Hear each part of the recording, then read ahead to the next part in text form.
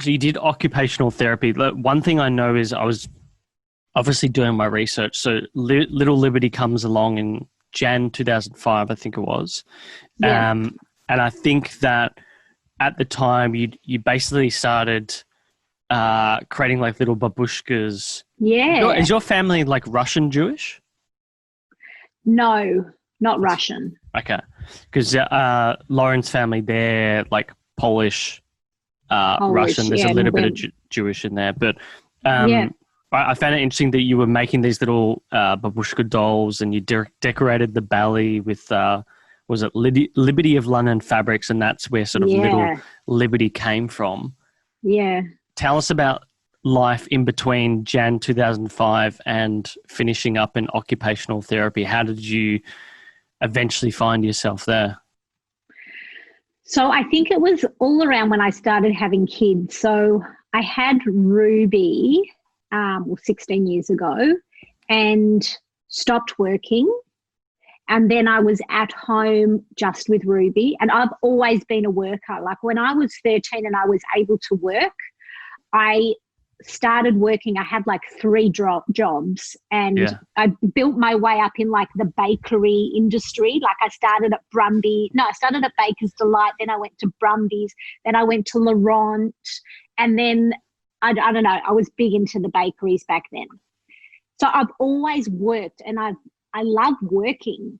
So when I was at home with Ruby and just being a mum and doing nothing else, I found it hard to just focus on that. So that's when I started making the babushka dolls. And because I'm a creative person, it gave me lots of joy doing those. And I had an account on Etsy. That's right. Yeah. So, and that kind of got me through until probably when Millie was born. And then I just started doing my kids' rooms up and obsessing about those. So then that kind of, my creative moved on to the rooms. And then my friends started asking me to do their rooms. And that's literally how it started. Yeah, well, that was interesting to me because, you know, the first sale is always interesting. You get someone who asks you, how did you do this thing? Oh, maybe I can do this for you. Did they come to you and say, we'll pay you to do it? Or did you just, at the time, you were just like, no, that's fine. I'll help you out and we'll just do this together.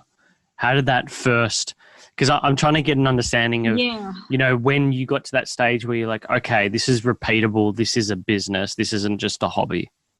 Oh, pretty early on. I think even the first friend, they said, we'll pay you. And I thought, oh, and now I really think from then on, I just started charging people.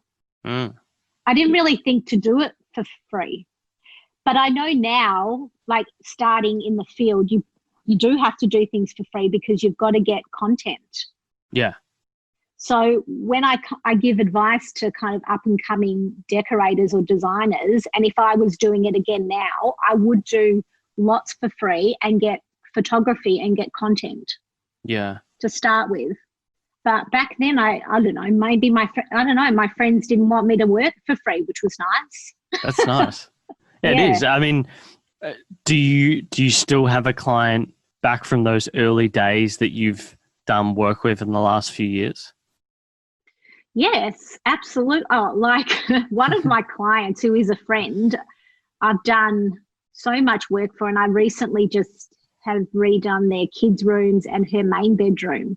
And she was one of my first so long ago. Okay. So definitely repeat customers, lots of repeat customers.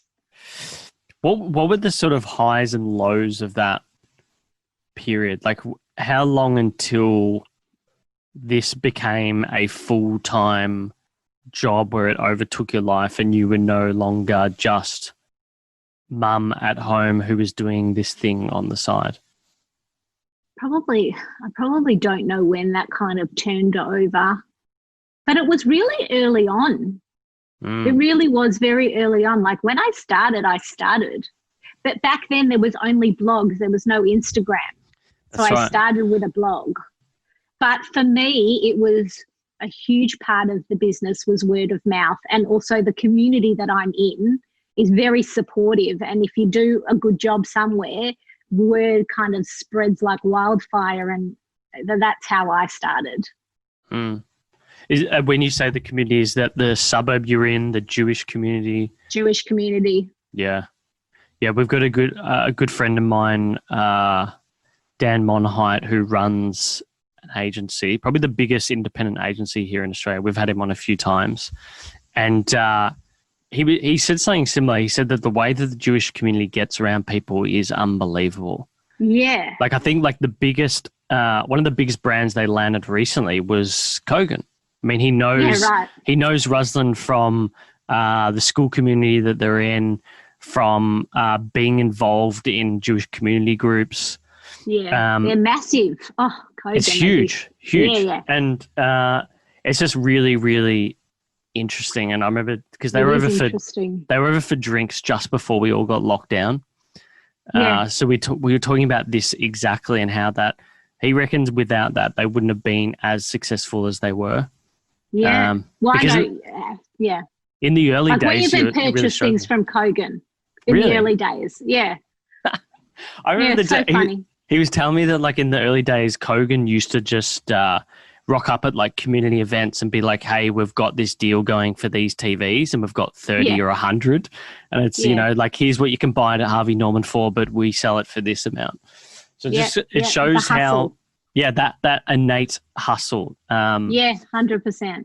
Yeah. The only thing with me is that it wasn't calculated with where I've got to now. It all came so organically, and I don't do it for anything other than me being happy and making someone else happy. That is the only thing I do this for. Like, I actually just said to Annabelle, we were talking about something else, and I said, I'm not driven by followers, which I'm really not driven by followers. That does not make me happy. And I think because I'm 42 now, I can really zone in on what makes me happy.